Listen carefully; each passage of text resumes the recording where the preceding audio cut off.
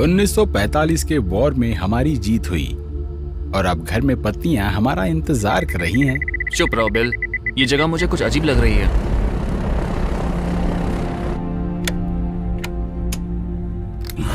हाँ?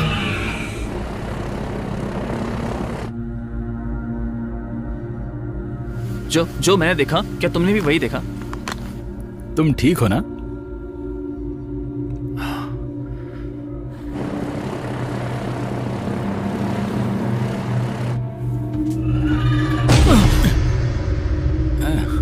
ये क्या है? अब ये क्या नई मुसीबत है? ये सिर्फ एक पंछी है यार।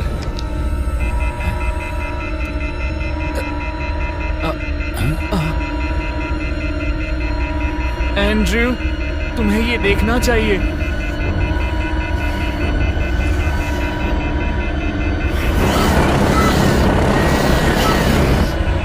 ध्यान से!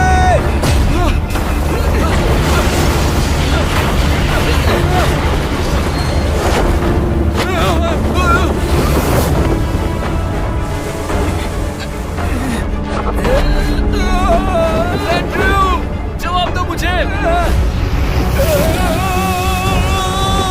जल्दी से अपना पैराशूट खोलो।